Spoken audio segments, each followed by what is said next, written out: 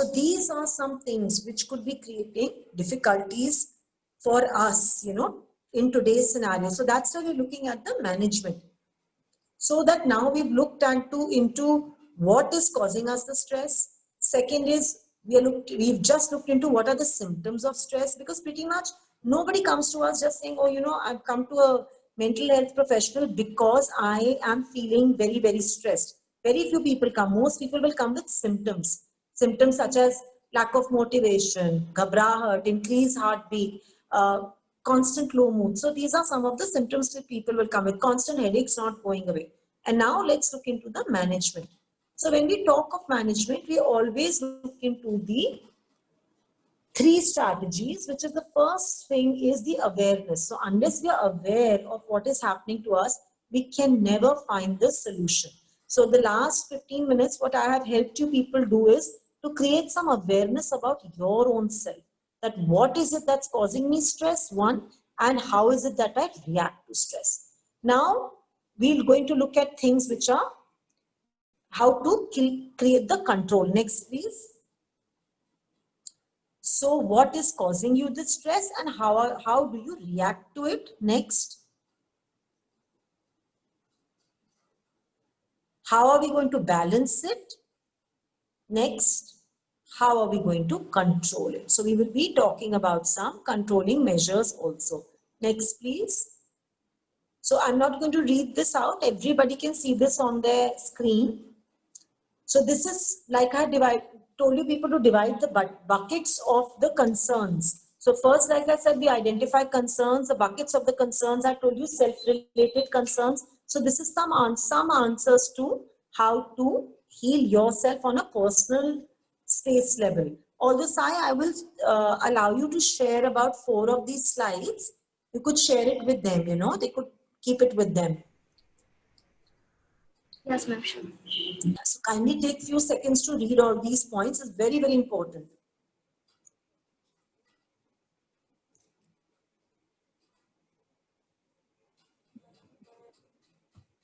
Next, please.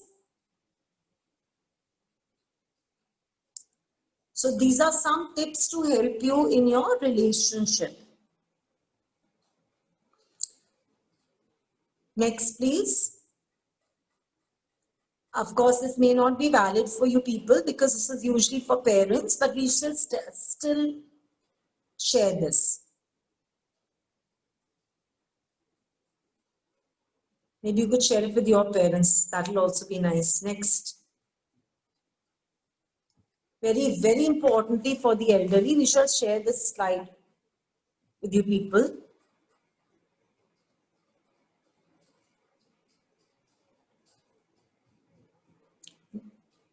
Next.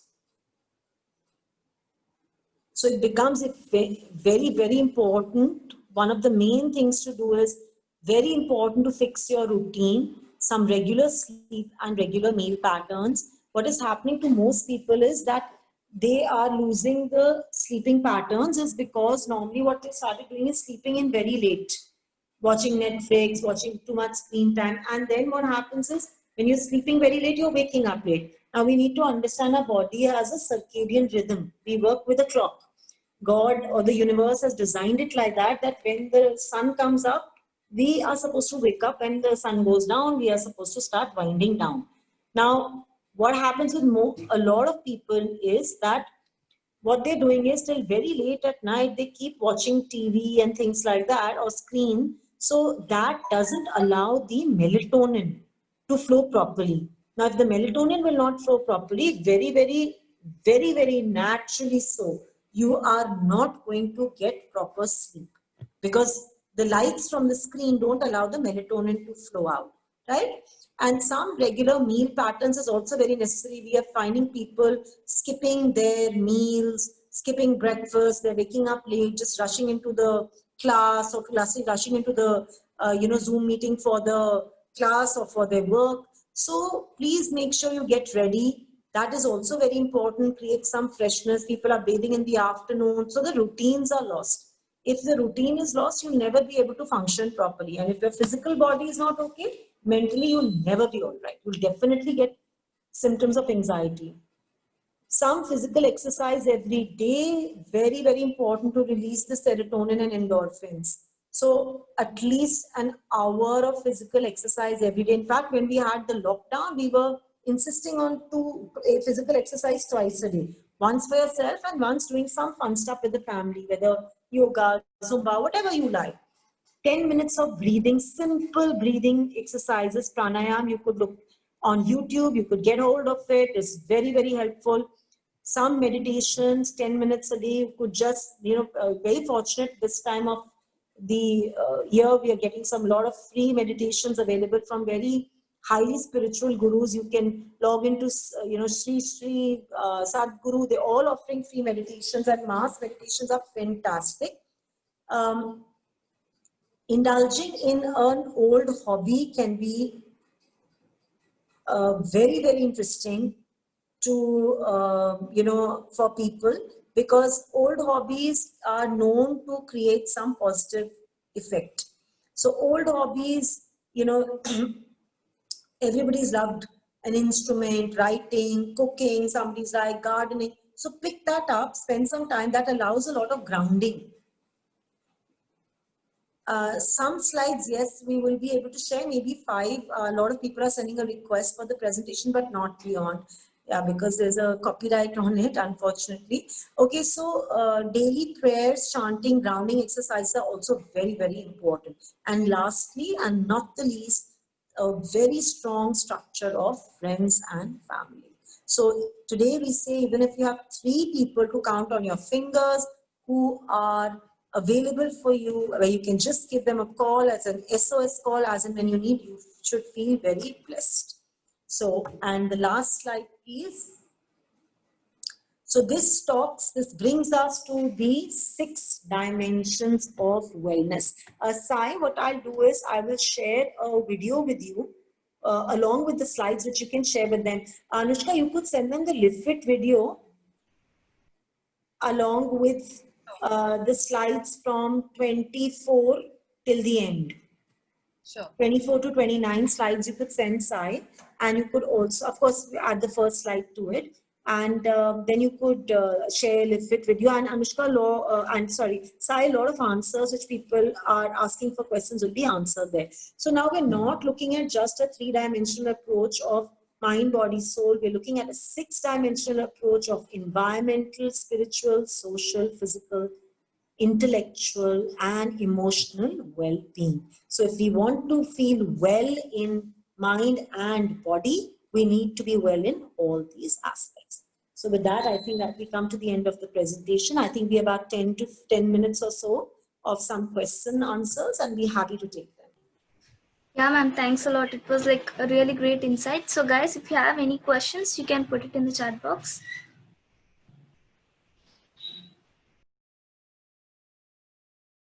Ma'am, there is a question.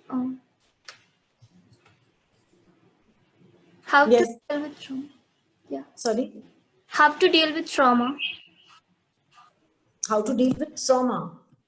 So that's a very large question. I don't know what kind of trauma you're asking. It's like a whole book by itself. And also another thing I'd like to share with you is one, I slipped a thought.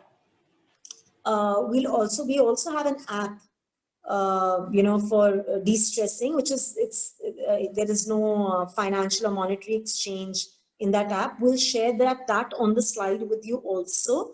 Anushka, please make a note of it. And everybody can download the app, and a lot of questions what you people have could be answered from there. And also just recently, we've come up with a book called Stress Diaries, a very interesting book specifically with respect to engineering students, and it's by Bloomsbury, which is of course a Harry Potter and Eat, Pray, Love people. So people can pick up that book also. It's available right now on Amazon. So we'll share all the details with you. Yeah, so someone's asking some questions. Yeah, ma'am. Would you pick up some general questions where you can answer it right here? I can't see the questions. They've come and gone. Okay, so okay. I'll just... Ma'am, I think a lot about family and future, how to stop it. Yes, so that is a lot of anxiety which you're thinking, whoever is asked this, you are definitely, this is a time for insecurity which brings about a lot of anxiety, because like I said earlier, that there is a financial insecurity, there is an insecurity about what's going to happen tomorrow. Are we going to take the exams? Are exams going to happen? Are we going to get jobs? The environment is so bleak and so on. So we need to please make sure that you stay positive through this whole phase. And some of the tips which are given last are the tips to stay positive, which will decrease your general anxiety. So, how to forget past events? So it depends. Why is it that you would like to forget past events? Is it a traumatic event? If it's a difficult, for example, it could be a difficult breakup. It could be a difficult memory. Someone may have lost somebody. So past events to forget, we don't have a magic pill that if I wish there was a magic pill made where you could have one and you could forget X event. It doesn't happen like that. Past events, the trauma to the past events can get decreased if we address it. Counseling is a great option, and one can look into options with a counselor for some counseling sessions, help to minimize the trauma of the past events. And then also sometimes when the past events are very grave, for example, if someone's seen a murder or a robbery or something like that, which gets stuck to you, then hypnosis is also a fantastic technique. But that's post therapy once you have some counseling. So, this is the major question, I guess, in most of the minds: self motivation. How? Yes. So, this is a time all of us are feeling demotivated. Nobody wants to get up in the morning, go to their desk and again start working. It was different when we would get ready, go to an office, go to a clinic, go to a hospital, go to a college where you would say hi, hello to everybody, have a cup of coffee, pat people on their backs. So all that's missing. Everything's become virtual, right? So social interaction is missing. So you see what is missing, you need to put that back in, right? That's why you're feeling demotivated. So first and foremost, very, very importantly for motivation is a schedule. Please make it a point to stay in a schedule. We see people all day long who are sitting in pajamas and, talking, attending the classes. Don't do that to yourself, because then you'll never feel motivated. So if you physically, and if you're not eating well, you'll never feel motivated. Make sure you stick to good diet, good physical exercise. That will always keep you motivated. And specifically, there are some fantastic mental exercises to help you stay motivated. Some meditations, if for 10 minutes you can do that, also is fantastic. So these are some of the things that one must do to stay motivated. And when we also keep some goals. When we have a nice goal, we will be able to stay motivated. When you don't have a goal, if it's goalless, then you don't want to wake up in the morning to do anything, right? So please keep some good goals. That's why if you recall in that slide, which I said positive mental health, we also said pick up a hobby. So even if your work is boring you or your college work is boring you and you don't feel like doing it, have something nice to look at the end of the day. Maybe if you have a hobby which keeps you going, some singing, some music, some dancing, some a game of badminton or whatever helps you, that please focus on your hobbies. It helps tremendously. So that is very, very important. And lastly, and not the least, is the social interaction. So what is also really getting to people is that they are not being able to socially interact with their friends, with their peer group. Please make it a point now that we are in the unlock phase. Yes, we have to be very, very careful, but does not mean we cannot socially interact. In fact, we are recommended repeatedly that please catch hold of a friend, go in the evening. The weather is so beautiful now, at least in North India. We are having some good weather now in the evenings because October has hit. So please make it a point to go for some nice long walks with a friend, chit chat, download, talk, grab a cup of coffee. Both of you walk. There's nothing wrong in doing that. That way you can keep your social distance, wear your mask, and continue to go. Even if you can't visit them, it's okay. So we have to find our ways. This is the new normal. We have to get adjusted, or it's not going to go away. We don't even know what 2021 is going to be like. Maybe it's going to be worse. I hope not, but we just don't know, because if the economy collapses or it starts going down worse, things are not going to get that much better. So we have to be prepared. How do we be prepared? By keeping some positivity in our mind, by keeping ourselves self-motivated. No one is going to come with a pill to give you in your mouth saying, come on, let's get motivated. You have to do it yourself. It's as good as, let's say, when you join a gym, we have a goal, right? Someone joins a gym and says, oh, you know what, I'm going to lose 5 kgs. You have a goal in front. So similarly, please keep a goal in front, right? Yeah. So we can take one more last question. So how to be concentrated while studying? How to be? Concentrated while studying.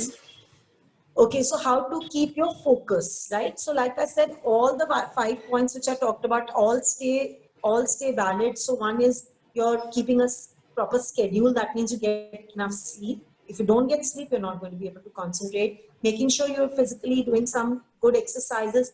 Release of endorphins and serotonin, very important, will keep you going. Doing some meditation, pranayam, grounding exercises, fantastic. And lastly, making sure that you do some, if you're really having a problem in focusing, there are some fantastic mental exercises. Pick some of them out and start doing it.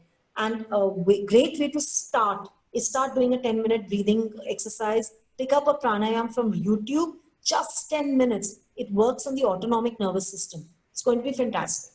So start doing that. And lastly, before closing, Sai, I think a very important question which possibly nobody answered, but I'd like to just, since we are talking about mental health and awareness, I would like everybody to understand this. And this is a question I'm asked, I think, every single webinar, and I'm surprised I didn't get it here, is that how do I know that I am having depression or anxiety? Or how do I know my friend or my colleague is having it? And, that's part one. And part two is how do I help them? Because many times we know that कुछ लग रहा है या किसी दूसरे को आप देख रहे हो उसको लग रहा है, but yes, Prasenjit, you're saying that you've tried many times to help people and counsel them, and you can't do it yourself. Firstly, a surgeon can't operate on themselves. But the second thing is that counseling a friend is different. You're just chatting with them. You need to go to a professional person. That's different completely. Yeah. Okay. So how do I know that I am having some depression or some mental health concern? And how do I know my friend is having it? When should I take them to a doctor? So please understand, consistent low moods over few weeks, many days, consistently low moods, lot of weeping many times for no reason at all, sitting down and crying. I'm not talking about this once or twice, that's okay. But repeated bouts of weeping, repeated bouts of abnormal behavior to you. For example, somebody has these outbursts of anger. So by the way, there's a big misnomer. People think जिसको depression है वो रोते रहता है या कंबल में ऊपर करके लेट जाता है in darkness. Yes, those are some symptoms, but they are not the only symptoms. Even anger outbursts out of hand are also some signs of depressive illnesses.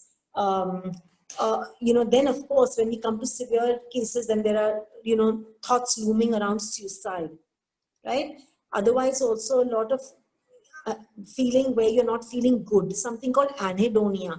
That means you lose interest in pleasurable activities. Somebody used to love to give phone calls and talk, stops doing it, decreases. Someone who used to love cooking loses interest in dressing. If you're finding yourself going there and you're finding a friend, please, it's time to take some help from a professional, because it's very, very important. Because don't neglect it. And the next thing is where people typically ask that how do I take help, or how do I go to somebody, or more importantly, how, when I know that my colleague is having these symptoms, how do I take my colleague? So for heaven's sake, please don't, just a second, for heaven's sake, please don't tell people that, oh, you know what, I think you have a mental illness. That's not the way to reach out to a friend at all. What you could do is, first and foremost, please be empathetic. Give a listening ear. Talk to the person and say, listen, I think I feel you're not feeling too well. Why don't you talk to me? Listen to them, hear them out. See, time is a very precious commodity for all of us. So please take out some of that precious time. Talk to them, listen to them, understand, and then tell them that, I think you're not well, let's go to a doctor. Don't say, तेरे को depression है, तू doctor की, तू ना psychiatrist पे चले जा. Please don't be condescending. Be empathetic and offer that precious time of yours to say, let me take you, let me fix the appointment for you. Because someone who's having a depression or too much anxiety may not even be in a position to fix an appointment.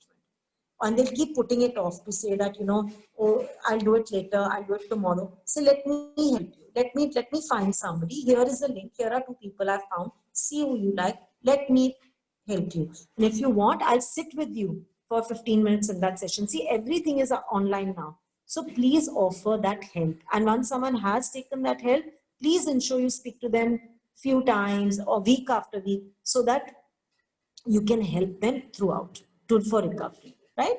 So I think that is what I wanted to specifically share with everybody. And yes, I think Sai, you told me that most of the people here are engineering students, right? Yeah, so I've also been for about 4 years, I've also till about last year, for about 4 or 5 years, I've also been the external counselor to BITS Pilani. So I would visit the campus once in a month for 2 days, and then we would do night and day sessions with the kids. Yeah. So thank you so much for having me here, Sai and Sky Rider, and I hope it's helped some of you in some way. And we'll share some of the presentation, and we will share. Anushka will help sharing the video as well, so you can float it around. Yeah, ma'am. Thanks a lot. Thanks for being our guest. So, guys, in the feedback form, I'll share all the details, including the appointment number also. So, if you feel like talking to ma'am, please don't hesitate. You please, I hope you understood how well the lecture is. It's really very nice in having an interactive session, ma'am. Thank you so very much, Sai, and the pleasure is all mine. I hope I can help people. The aim of us to do so many webinars, I think we're counting, I think it's the 64th mental health webinar I'm doing in the pandemic.